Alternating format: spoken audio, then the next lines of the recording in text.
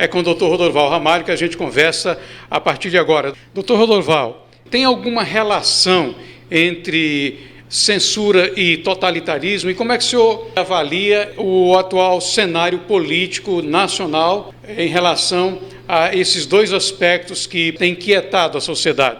Tudo a ver censura e totalitarismo. Esperando aqui pelo início do nosso diálogo, eu recebi duas mensagens no Zap. Uma de um amigo respondendo a uma mensagem que eu mandei, dizendo: olha, Rodorval, aqui no Brasil esse negócio de socialismo, isso não dá certo não. Não há possibilidade nenhuma de instalarem isso aqui, isso não combina, o povo vai reagir, sem chance, primeira coisa. Uma segunda mensagem de uma outra pessoa que compartilhou comigo um vídeo, o ex-frei Leonardo Boff, dizia o seguinte: olha, ele estava concedendo uma entrevista a um desses blogs petistas, e ele dizendo: olha, o presidente Lula, em conversa comigo, fez uma autocrítica, disse que os governos anteriores do PT vacilaram, não avançaram o suficiente, e ele me disse que agora é minha última chance, e agora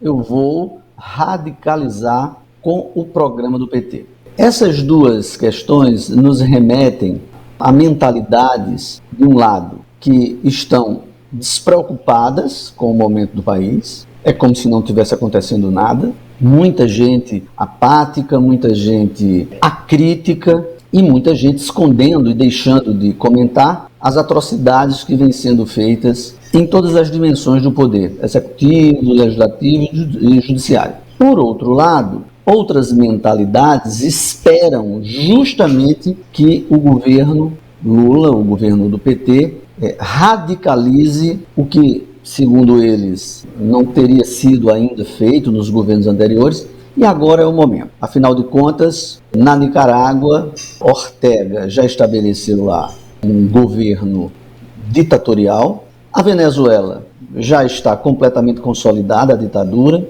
Cuba desde 1959, a Bolívia já tem hoje uma construção institucional também extremamente autoritária, a Colômbia segue nesse mesmo sentido e a Argentina também segue nesse mesmo sentido. E o Brasil, que é a joia da coroa, não pode deixar passar essa oportunidade. O governo Lula, inclusive porque o governo tem ampla maioria no próprio Supremo Tribunal Federal. O que nós estamos vendo é exatamente a escalada de um regime totalitário no Brasil. É muito difícil saber qual é o ponto de inflexão. Agora já somos uma ditadura, ainda não somos. Alguns analistas dizem que nós já estamos numa ditadura, outros dizem que não, mas que estamos num clima de tensão. Eu prefiro também acompanhar esse raciocínio.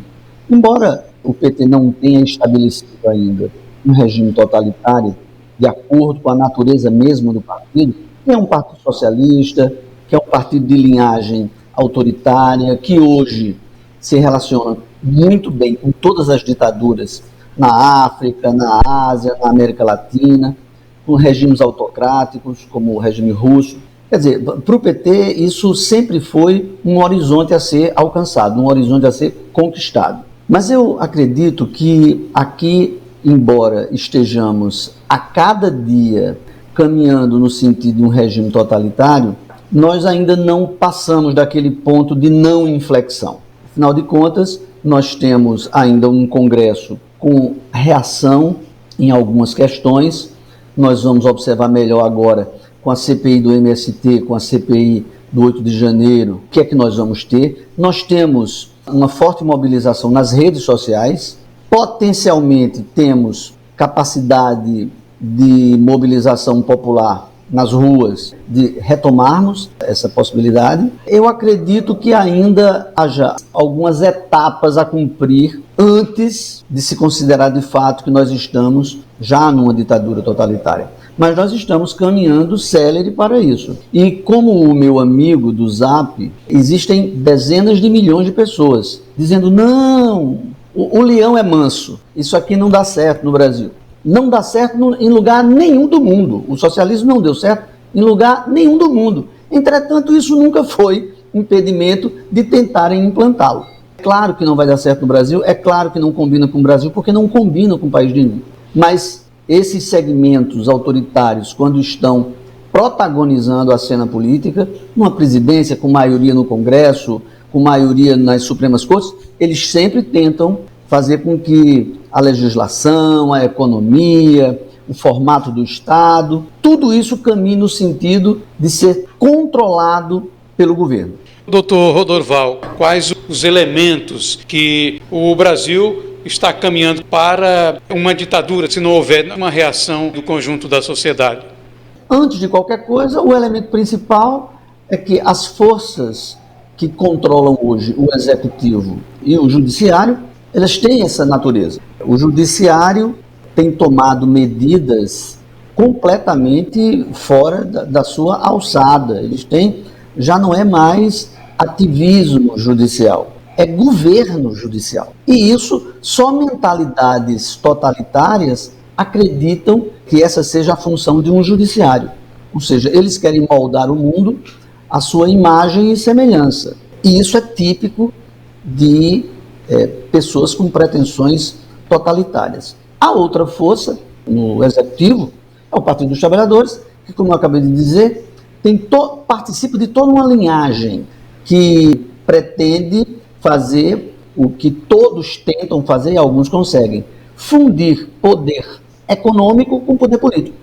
Parece que há um alinhamento entre poder executivo e poder judiciário. Quem está subordinado a quem e por quê? Só para concluir o meu raciocínio, e do ponto de vista do PT, é aquela linhagem clássica do socialismo, pelo menos do pós-guerra para cá. É sempre fundir poder político e poder econômico, para mandar em todas as outras esferas de ação. No caso da relação entre judiciário e executivo, aqui no Brasil, nós temos uma situação que em algum momento pode parecer ambígua, porque afinal de contas, nem tudo que é pleiteado, por enquanto, pelo executivo no judiciário é concedido. Quando eu falo em judiciário, só me vem à cabeça o Supremo Tribunal Federal. É claro que o judiciário, os juízes de primeira instância, eu quero pedir perdão aqui aos ouvintes, mas é que a minha preocupação maior é com as cortes superiores, sobretudo com o Supremo Tribunal Federal. Então, no governo anterior, até a nomeação de um ministro, que é prerrogativa exclusiva do presidente da República, o Supremo impedia, criava uma tensão ali institucional a cada portaria. Ou seja, nos dias de hoje, o Supremo já se subordina ao Executivo, não fazendo nenhum tipo de questionamento a nenhum tipo de portaria, de projeto de lei, de iniciativa. O Supremo está deixando o governo livre, leve e solto. Como, aliás, deveria ser. Claro que todo governo tem as suas prerrogativas, o Executivo tem suas prerrogativas. A outra questão é que, desses 11 ministros, nós temos 2 indicados por Bolsonaro, 1 indicado por Temer e 1 indicado por Fernando Henrique. São 4 não indicados pelo PT e 7 indicados pelo PT. Só que desses 4 não indicados pelo PT, Gilmar Mendes e Alexandre de Moraes, eles estão sempre alinhados com os que foram nomeados pelo PT, sobretudo no que se refere às pautas progressistas e agora, de um tempo para cá, a tudo aquilo que concorra para cercear a opinião pública. Até mandatos parlamentares foram cassados por eles, claro, da oposição, porque o parlamentar fez declarações na sua imunidade parlamentar, protegido pela sua imunidade parlamentar, fez algumas declarações que os excelentíssimos ministros acreditaram que ele não deveria fazer. Nesse tipo de tensão, o Congresso poderia resistir. Naquele momento não resistiu. O Daniel Silveira foi cassado. Agora, no caso de Deltan Dallagnol, outro absurdo completo cometido contra a injustiça e ilegalidade cometida contra o Deltan Dallagnol, o Congresso ensaia uma resistência, uma contraofensiva específica E vai depender muito da opinião pública, vai depender muito da capacidade de articulação que eles têm, mas não houve nem de perto no caso Daniel Silveira. O alinhamento, a sintonia completa entre judiciário e executivo ainda está por ser feita.